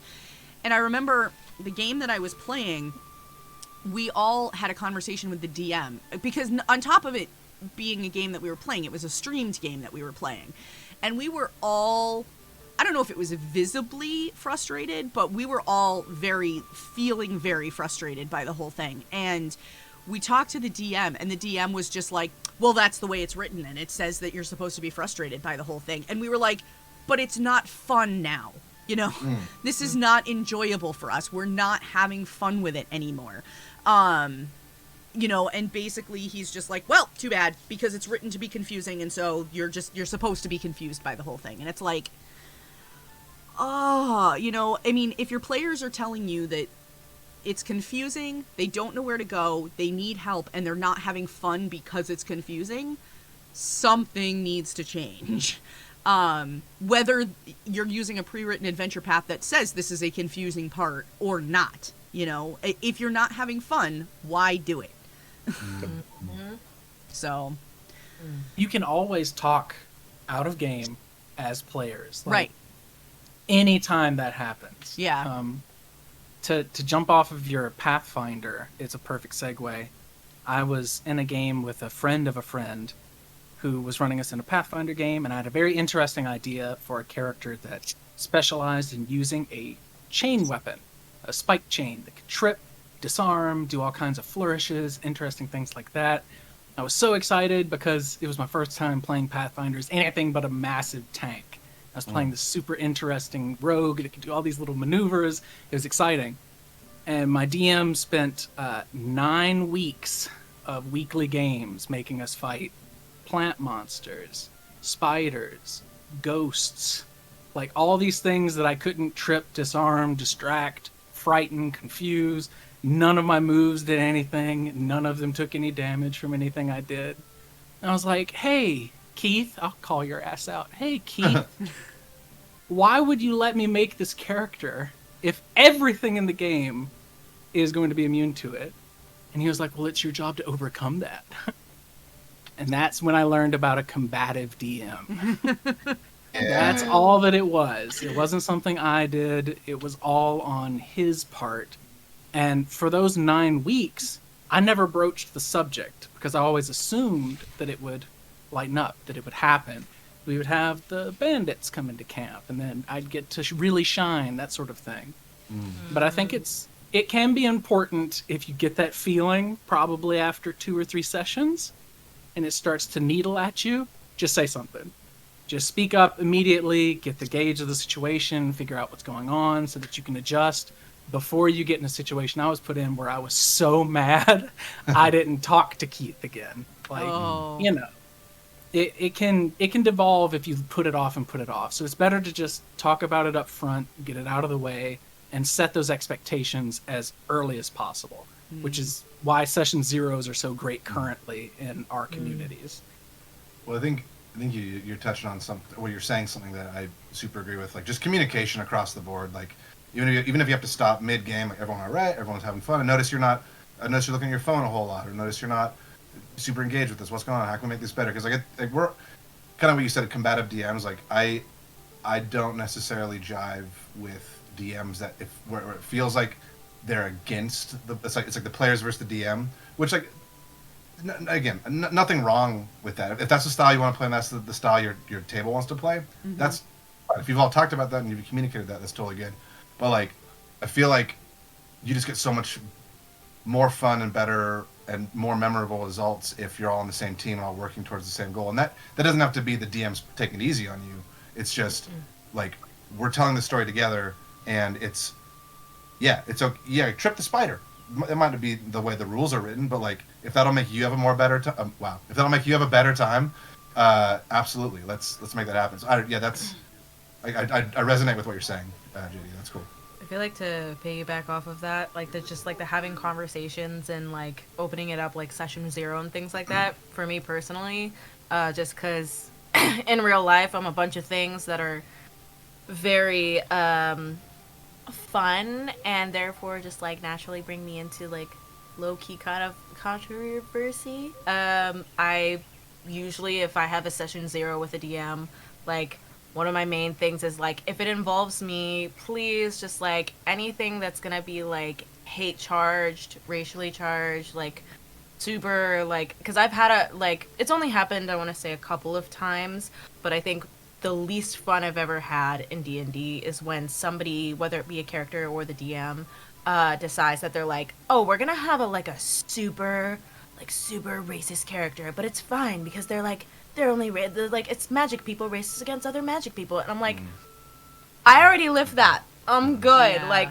That's my real life experience. I am an escapist by nature. Like that's why I fell in love with D&D, is because I get to not live my everyday life in D&D. Yeah. So like for me, like having those conversations beforehand, having those session zeros, being able to tell your DM and honestly your fellow players, like, hey, if you want to do this sort of scenario and you want to do this situation, fine, fair enough, like very cool. It's cool that you want to explore those sorts of things. Maybe you need that in your personal life and you need to be able to play that out because like we talked about earlier, sometimes D&D can be very therapeutic. But it's just not my type of thing, because I already experienced it in real life. So a lot of times, like I'll just straight up tell my DM, like, "Hey, if you're gonna do it, pick somebody else. Don't let it be me, because if you let it be me, like you're gonna get a lot of my very like I keep it light and fluffy and cute until it comes to that kind of stuff, and then like you'll get my real life aggression, and it's not, in my opinion, it's not very fun when you have to get like a step up above sassy is not really fun for anybody. So I think like those conversations are really, really, really important. I think that some, especially people who are newer to D&D definitely need to have those sit downs and talks and conversations and communicate those sorts of things in order to have the best time possible. And sorry, just to piggyback off that a little bit more, I think I mostly DM. DMs can also have opinions in that. They can have things that they don't want to do. Like there was one time, for example, there was somebody was playing a tiefling in one of my games, and I try to keep it very calm, very cool, like everyone's all loved. And after the session, one of the players came up to me, who will remain unnamed, and was like, "Yo, I just kind of feel like you should be a little more hateful to this tiefling because like the book says tieflings are like hated." And I'm like, I'm sorry, man. I'm not gonna do that. Like that's not gonna be something that we do in these games. If you want to find that, like go to a different DM. That's not gonna be. So yeah, basically, DMs can have opinions on that too. So don't feel like you have to. I don't know. Just don't. Yeah, speak up. Everybody speak up. Communication is key. Yeah, It's that's key. true in real life as well as in game. Yeah. Communicate your needs. There's so few to your problems Mm. that can't be solved by good communication. Yeah. It's still the best problem solving tool. It's Absolutely. so good. And speaking of communication, I would like to communicate my thanks to Bat Duck for his $20 donation, which put us over the Let's go, Bat Duck! Communicate and So, donate. yes. So thank you, Bat Duck. Super appreciate it. That put us at $205 raised tonight. So that's exciting. We are just about out of time. So I think we have one Alright. more hot sauce that we need to torture ourselves with. So what I was thinking, hold on, before everybody starts pouring and biting, I was thinking about this. And what if we do our outros immediately after taking our hit Okay. in Antarctica? Oh my God, what have I done to deserve this hot sauce? That's it. That's the one. All right.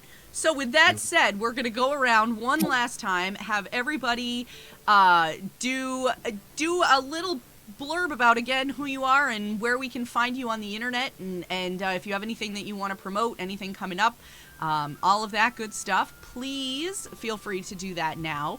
We're going to go in the reverse order of when we started, so Wolfie and Mara, we're going to start with you. Well, I just dabbed the plate. I'm going to see. We'll go ahead and dip. She's dipping now. This is the only one I didn't try. Oh my God. It's very hot, okay? Wow. If you don't think you can take it, don't do Ladies and it. gentlemen, she's going to do this one, and she's doing that. I am 2012 Wolfsblood or Wolfsblood 2012, depending on where you're going to find me at. I am a moderator here on Gamer Mom Luna's channel. I also play a Thursday night game over on Atomic Zero. That's twitch.tv/Atomic Zero, where we are playing Esper Genesis. And I am playing Teely, who is a very large individual who loves diplomacy of the percussive variety. Sure, it was not that bad, actually. It's Wow. not. Have a lot. Found our tank. Yeah, right? Well, Wolf's Blood and Mara, thank you so much for coming and hanging out tonight. Wolf's Blood, thank you for your efforts in putting together our list of hot sauces. If anybody is interested in trying any of the hot sauces that we have had tonight, !hot, we'll pull it up in chat. I've also dropped the list in my Discord server in the food channel, so feel free to grab it there if you would like. You too can order yourself some ass in Antarctica. So far, we've all been. She's going back for seconds. Wow. So there you go. That's saying something. All right. So far, they've all been much more flavor over heat. Just disclaimer yeah, for they everyone. really have Very for sure. sure. Yeah. And so David, we'll go to you next. Let me get my sauce down. I don't know if you guys can see. There's a lot on there. I'm gonna try. There's an absurd amount on try to there, go. honestly. There it is.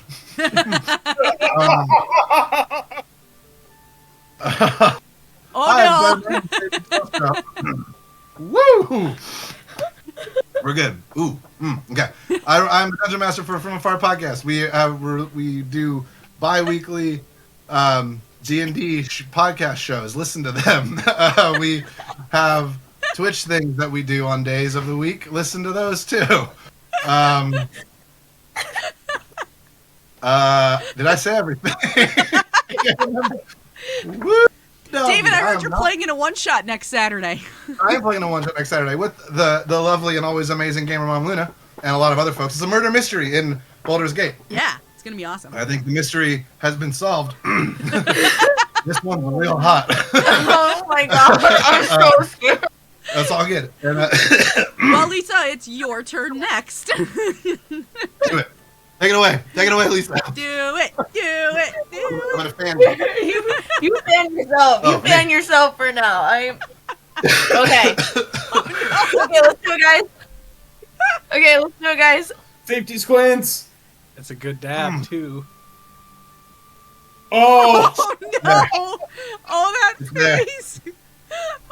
As soon as that face happened, everything paused, and I just heard a voice go, "It was at that moment she knew." She died. Oh god! Oh, this is fucking awful! Oh my god! No, get it! We're good. Everything's okay. Okay, hi. My throat. Hi, I'm Lisa. Lisa on Twitch. I do. I touched my face. Oh my god. It hurts. I do streaming. I do mostly gaming streaming. But I also big D&D nerd, as you can probably see. Really love it. So if you ever want somebody to There's milk right there. If you want. if you ever want somebody to like play with you, like I really like D&D and I like to play, so if you ever hit me up. And Lisa's also super fun to play Jackbox games with. Just saying. Oh my god! Actually, I was gonna ask you about that. I really want to do that soon I because know, I'm like, we need to do that again. Super fun. Oh, okay. Super fun. We'll plan a night. I promise.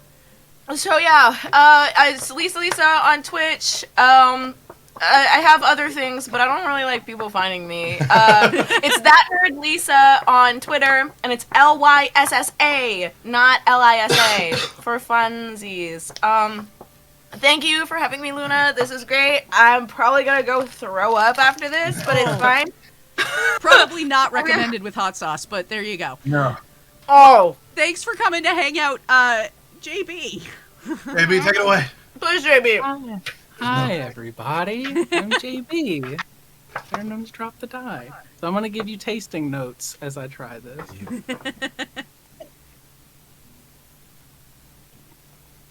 It's got a really heavy vinegar cut to it. The peppers are more forward, like our peri peri sauce is more the back of the throat sort of thing. But it's pretty good. It's got a little bit of that gasoline fake quality that capsaicin can bring, but it's not so much that it's gross. It actually tastes pretty good. I am a tabletop RPG author, editor, layout artist, entertainer, and all that kind of stuff, and I do this full time. So if you want to kind of mingle with me, see how I'm going to be making tabletop games in the coming year, head over and find me on Twitter at DropTheDie, or you can go to dropthedie.com, where I have a lot of articles and reviews and links to all the products I've been on, as well as my rates and all that kind of stuff. It's a good hub for where to find me. The one show that I want to plug is, we just started out. We had our first session 2 weeks ago. This Wednesday, you can catch me and several other wonderful people in the tabletop sphere on the Venture Maidens Twitch channel, or Venture Maidens on YouTube, where we're going to be playing Gilded Shadows, an Urban Shadows game.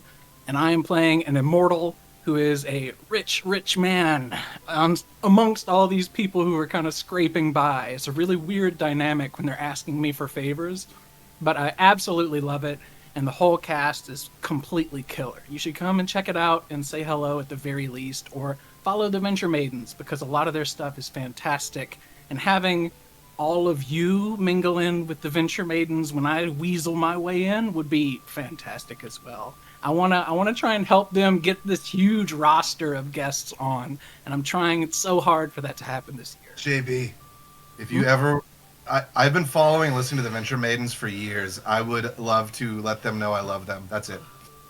Sage, David loves you. Oh, poor David. Fiberglass over here. It's all good. Awesome. Well, JB, thank you so much. It was super great to have you on and get to know you a little bit more. And yeah, good luck with that new adventure. That sounds like it's going to be awesome. And bees. Here we go. Give me a good old. I'm gonna soak it on both sides. Jeez, that's such a bad idea. Soak it on both sides. It's fine. There's no escape now. Like your top for your mouth will hurt too. I can feel it in my teeth. It's got a great creeping quality to it, like really, really rounded. So that is it so far, but not enough for y'all being so awesome. Give yourself a few shakes. I'm trying to.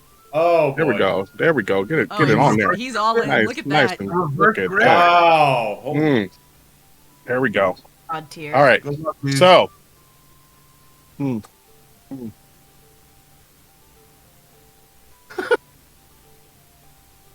Have mistakes. The eyebrow lift.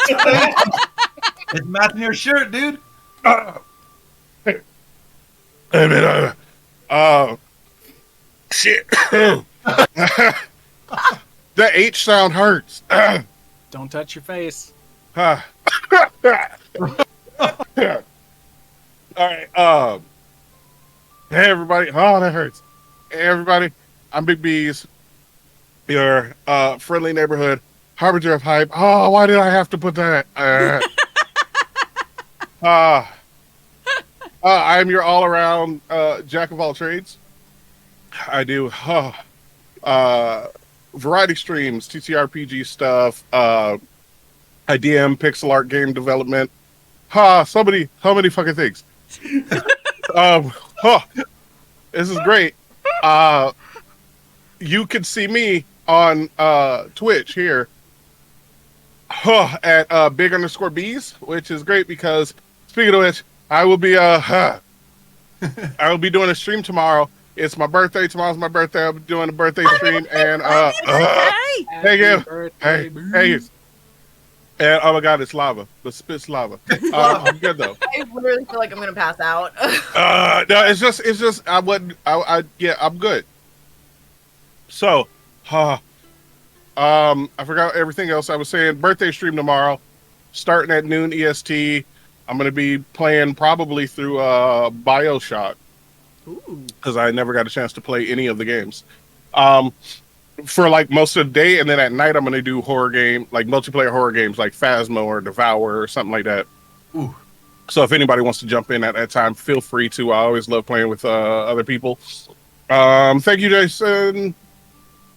I'm trying to think what else there is. Please listen to Campaign Skyjacks.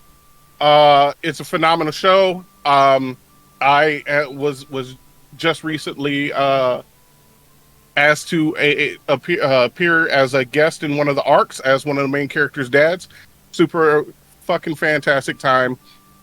Check it out. Love the podcast. Been listening to it for a while. Catch me Saturdays on RF Chaos for the Unremarkables, where I am just the most emotional nuclear bomb out there. Trying to think if there is anything else. I can't remember because there's stuff I'm waiting to come out, but when that comes out, check it out. Twitch is big_bees. Everything else out there is biggest_bees. It's because you're bigger on Twitter than you are on Twitch. Is that the thing?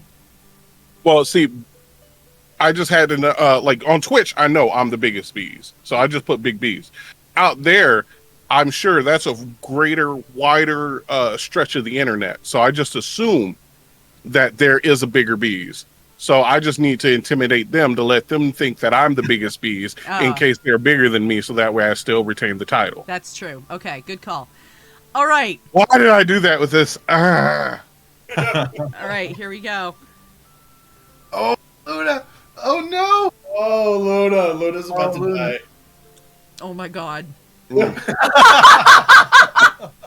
I hate my life. Exactly how I felt. Oh, Luna, come back. Oh, holy crap. It's so hot. It's so hot. I'm pretty sure I melting. just felt my body temperature rise about 20 degrees. I literally, it feels like my head is like living like up here right now. Oh my god. It's great for your Drink that milk. sinuses, though. Drink that milk. Woo. Chug. Chug. Oh. Chug. Holy crap. Oh, shoot. Sorry. Forgot how squeaky that shit is. Everyone's falling apart over here. You got it, Luna. Nope. Okay. I am Gamer Mom Luna. This has been Tales from the Tavern. We are back with Season 4. This has been a lot of fun. Thank you all so much to all of our contributors who donated to our fundraiser for tonight. We will be leaving the link open for another week. We raised $205 tonight. I'm going to leave the link open, so you'll see me put it up on Twitter over the week. Please retweet, share with your friends. I would love to see us hit that $500 goal by next Sunday. Who knows? Maybe we'll turn next Saturday night's one shot into a fundraiser part 2. Next Saturday night, you can catch David and I playing in the Baldur's Gate one shot murder mystery. That is going to be DM'd by Midwest Miniature Guy, and yeah, that's burning the lips now. Yo. Oh, yeah, that's bad. Yeah, and anyway, we're back. Back for season 4. We'll be going through the entire month of June, taking off the weekend of 4th of July weekend, because the following weekend we'll be gearing up for our next fundraiser, the Extra Life Charity Stream Weekend Extravaganza, which David will be back for that also. Yeah. So it'll be good. All right. We are going to kick off a raid. Speaking of Midwest Miniature Guy, we are going to go over and raid his channel. Let's go. Thanks, chat. He's Thank you, painting, everybody. and yeah, we're gonna go say hi to him, and we will catch you all hopefully on Saturday, but if not on Saturday, we'll be back again on Sunday. Have a great evening, everybody. Thanks for tuning in for another episode of Tales from the Tavern. You can catch this podcast recorded live every Sunday night at 8 p.m. Eastern, 5 p.m. Pacific at twitch.tv/GamerMomLuna. All of our questions come directly from chat, so we never really know what to expect when we go live. If you ever have a question or would like to add something to the conversation, feel free to reach out on Twitter at GamerMomLuna and use the hashtag TFTT. You may just get to hear it answered. Thanks so much. I should go.